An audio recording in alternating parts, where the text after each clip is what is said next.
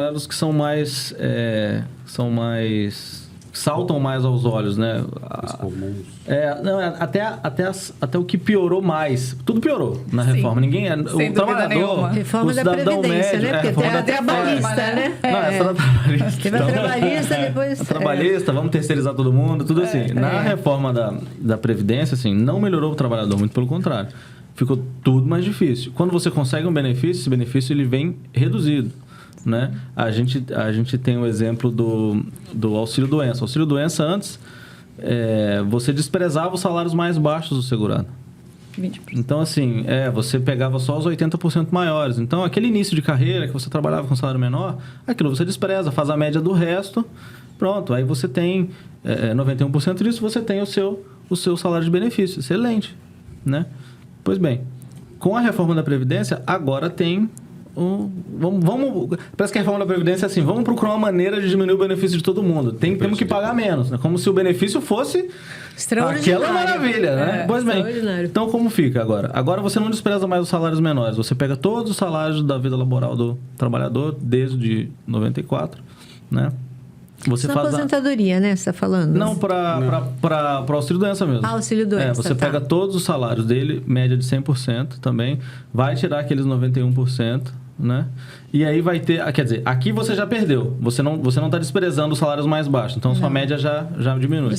Você considera 91% só. Você pega os 100% dos salários, faz a média e considera 91%. Pois bem. Já baixou. Já baixou a média. Aí tem a maldade. Agora vem a maldade. A maldade é a seguinte. Imagina que você mudou de trabalho recente. Então, teu salário diminuiu. Ou você, sei lá, viu uma proposta melhor aqui. Eu vou mudar, vou perder um pouco agora, mas aqui eu vou crescer. Então, eu vou mudar de empresa. Pois bem, teu salário diminuiu, né? O teto desse teu novo benefício de auxílio-doença que você precisou usar, ele vai ser a média das suas 12 últimas contribuições. Se diminuiu, o teto é pequeno. O teto é menor. Se você resolveu largar a iniciativa privada, largar o emprego assim e resolveu contribuir em carnê, eu vou abrir o meu comércio e vou pagar o carnê, um salário mínimo. Por quê? Porque eu tô quase aposentando, a minha média é boa, vai ficar tudo bem. Aí você é atropelado, você precisa do auxílio-doença. E aí qual vai ser o teu salário? Quais os teus 12 últimos salários, as suas 12 últimas contribuições do salário mínimo? Pois não interessa se você pagou a tua vida inteira R$20 mil. Nossa. O teu salário de benefício vai ser um salário mínimo. Às vezes a pessoa fica até desempregada, né? Porque com tanto desemprego que tem no país, né? Que agora diminuiu. Mas assim, aí ela faz aquele esforço de continuar pagando, pelo menos o mínimo. Eu vou continuar pagando. Só para aposentar. Ai, meu Deus, que desgraça. A questão da aposentadoria? Então, ainda tem aqui a questão da aposentadoria por invalidez, que essa é malvada mesmo, né? Porque a pessoa, quando ela aposenta por invalidez, ela não pode mais exercer função. Ela não pode trabalhar mais. Vou abrir um comércio? Não. Vou abrir um lava-jato? Não. Vou trabalhar de jardineiro? Bala, não. E mesmo porque se ela faz e for denunciada, ela tem que pagar tudo que ela recebeu. Que recebeu corrigido. Exato, né? Não é fácil. Então, antes a pessoa recebia a média dos 80% maiores salários. E esse aí é o seu benefício previdenciário. Hoje não. Hoje, se você se aposenta por invalidez, você recebe 60% do salário de benefício daquela média dos 100, você recebe 60% daquela média e 2% a cada ano contribuído que passar o 20º. Então, se você tem 20 anos de trabalho e sofreu um acidente que lhe levou... Um acidente em casa que te levou à invalidez permanente... e você tem 20 anos de trabalho, o teu salário é 60% do teu benefício. Nossa. E você não pode trabalhar mais. E quando o cara precisa mais... Quando você mais precisa, exato. Porque, via de regra, você vai ter que tomar algum remédio, vai ter que fazer algum tratamento. E com que dinheiro? Entendeu? Você tem uma renda que é cortada quase pela metade. Essa é a parte mais cruel.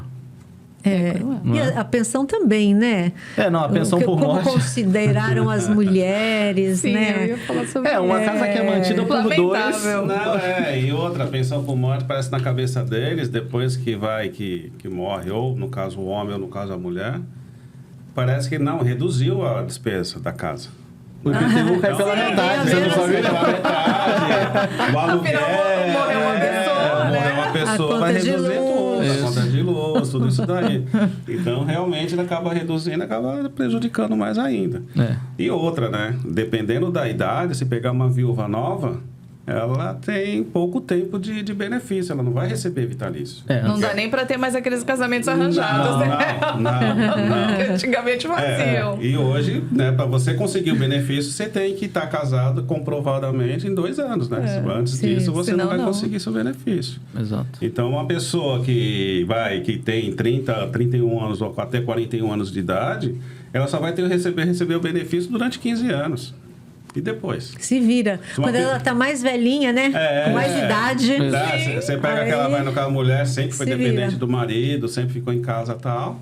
Aí o marido morre, mas ela tem só 40 anos, 41 anos e só vai receber por 15 anos. E a questão dos filhos menores? Os menores, eles vão receber a parte deles até os 18 anos. Aí o cara entra na faculdade aos 17. Isso é muito importante, que é uma questão que chega bastante pra gente lá. Que é o meu filho vai receber até quando? Não, então, 18 de aniversário, a Previdência dá pra ele um corte de benefício. Não, mas ele entrou na faculdade. Não, mas não importa. Mas o ideal, na realidade, seria a viúva ter 4 filhos, né? Menos de 18, né? Que ela recebe 60% mais 10% de filho, dá os 100%. Pois é, né? Se tiver gastando só 10% do filho, vão ter muitos filhos. Mas isso, olha, essa reforma da Previdência, eu lembro que o presidente anterior, ele disse que os empresários gastavam muito com o trabalhador. Né? Onerava a empresa. E eram quanto, Vanessa? Você lembra os números? 200 e tantos. Com a reforma da Previdência, ia voltar para a empresa, iam deixar de gastar 220 bilhões. Né? Muito bilhão. Quer dizer, mas a mentalidade era que a empresa, os empresários iam deixar de gastar. Porque não é o trabalhador. Não era para benefício da viúva, do aposentado. E por vezes é maquiado sobre aquela ótica do vai desonerar o empregador, mais emprego. Cadê? É o argumento que ele usava. O argumento que era usado, Vocês querem emprego ou benefício? Lembra disso? Eu lembro disso. Eu quero emprego e benefício. Você continua sem benefício e sem emprego. O que a gente tem na nossa categoria, na categoria bancária como um todo, é demissão, agência cada vez mais vazia.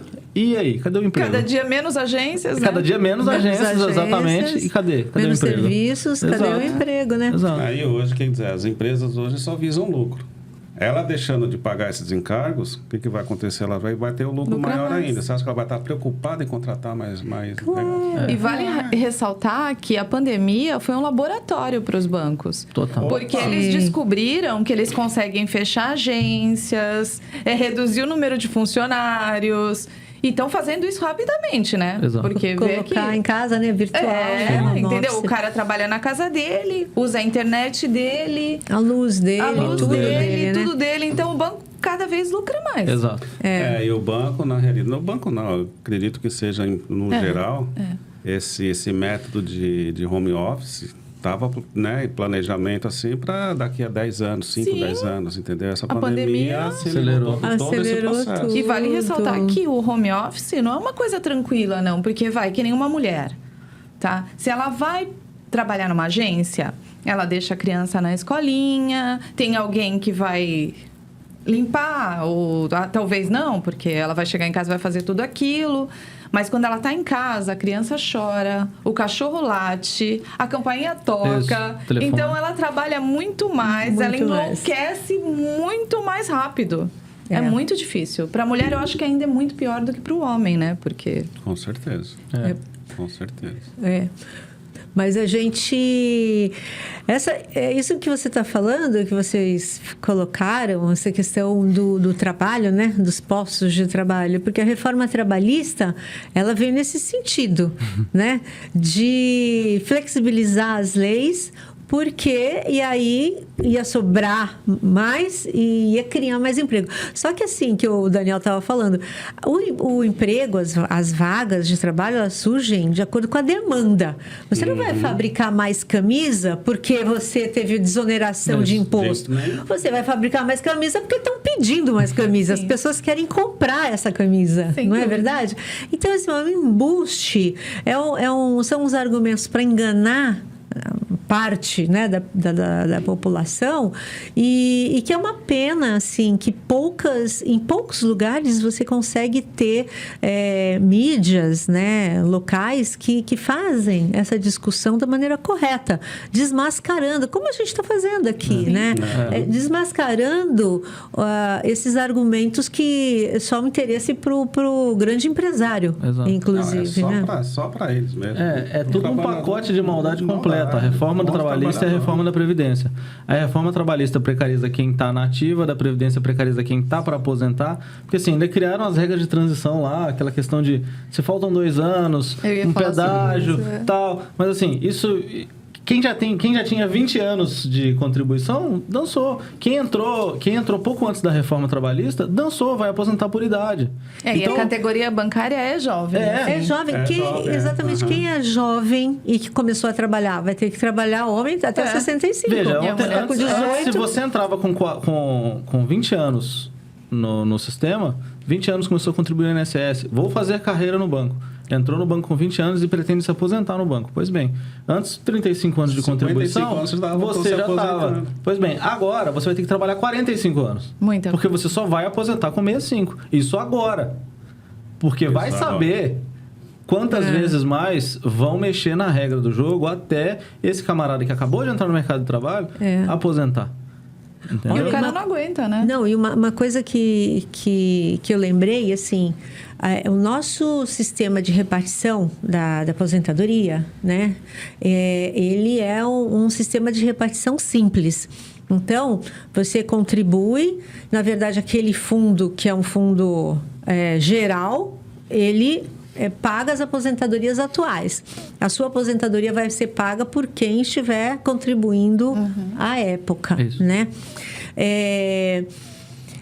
Mas ele funciona. Eu lembrei do Chile, que fizeram exatamente, falando que não está dando. Mudaram esse sistema, fizeram um sistema de capitalização, onde, como se fosse uma previdência privada hoje em dia, que cada um faz o seu fundo e vai se aposentar com dinheiro que, a princípio, parece, olha, que bom, eu vou... Principalmente as pessoas que têm condição, né? Eu contribuo, eu vou ter, né? E o que a gente viu lá no Chile? Quebrou. Né? Os idosos, o maior índice exatamente. de suicídio dos idosos, porque eles não tinham mais nem dinheiro para comprar remédio, não tinham nada. Então, eles tiveram que voltar atrás. E isso estava meio que caminhando...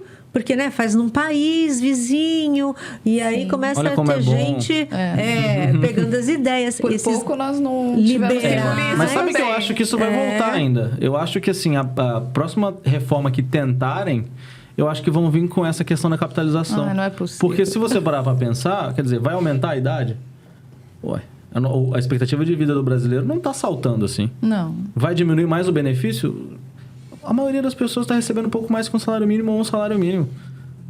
A não ser que você vai desvincular o benefício mínimo da pessoa do salário mínimo. E aí, um pacote de maldade, mais uma vez, né? Quer dizer, você vai literalmente matar o idoso.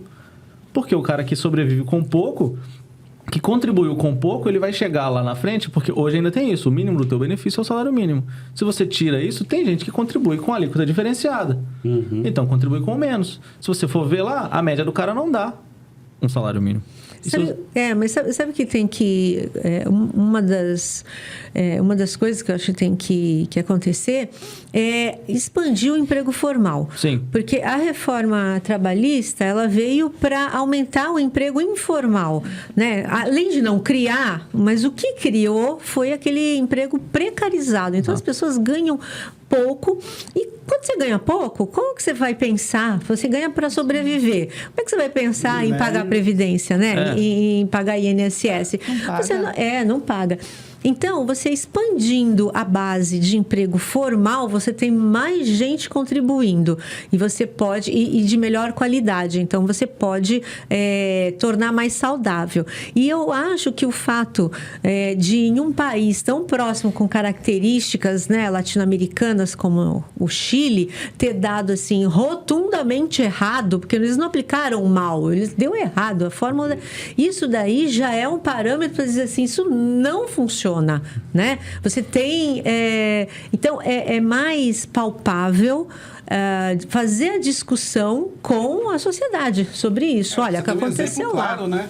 Um exemplo claro ali de que realmente não dá certo. Que não dá certo. E você mesmo assim, você quer e fazer. é isso. Quem que está ganhando com isso? Quem que está ganhando com isso? Então, assim, é mais fácil desmascarar. A gente tem que estar sempre atento às coisas. Quem vai gerir os fundos de pensão, né? Se a gente capitalizar a Previdência. E na realidade, quem sempre se lasca mais é sempre o trabalhador da classe média baixa. Isso. Porque o cara que é alto, os que têm um salário maiores, eles têm a previdência privada deles, eles não estão preocupados com a previdência do INSS. Sim. Entendeu? Isso daí é o último caso, vai ser um complemento na vida dele. Entendeu? Agora, aquele trabalhador que depende daquele dinheirinho ali, esses aí que foram mais prejudicados. As reformas, elas pegam o trabalhador de calça curta desde sempre. Eu lembro que quando eu fazia estágio ainda no escritório de direito previdenciário, uma vez eu fui explicar para um senhor o benefício que tinha sido concedido para ele, como é que era. Porque ele viu que tinha uma média que dava um salário bom e que tinha uma fórmula matemática e que ela dava como resultado um salário horrível. E aí ele falou, mas como isso? Aí eu fui explicando para ele, isso aqui é o fator previdenciário. Então fazia a média salarial do cidadão e multiplicava. Só que você multiplicava por 0 ponto e aí você dividia o benefício dele, né? Você ia tirando pedaços do benefício dele. Então, assim, esse cidadão, ele tinha recebido menos de 70% do benefício. Nossa. Então, assim, ele contribuía, ele tinha um trabalho razoavelmente penoso, embora não o suficiente para ser enquadrado como atividade especial, mas ele teve uma aposentadoria, na época o teto acho que era R$4.000. Ele teve uma aposentadoria de R$1.500, R$1.600. E o homem estava indignado. E aí veio a pergunta, mas quem fez isso? Aí eu falei assim, a reforma do Fernando Henrique. Aí ele falou, não vale nada. Eu não sabia. Eu falei, pois é. Geralmente o trabalhador descobre quando? Quando ele dá entrada no benefício. Ele tem uma expectativa, porque ele escutou, porque ele viu no Zap, né? Viu no Zap, não, vou ganhar bem. Na hora que ele vai dar entrada no benefício, na hora que ele precisa se afastar, se aposentar por invalidez, ele vai encontrar todos esses problemas que a gente elencou aqui hoje. Quer dizer, aí ele vai ver que a reforma da Previdência, que tanto se alardeou que, olha, é péssimo, é ruim para o trabalhador.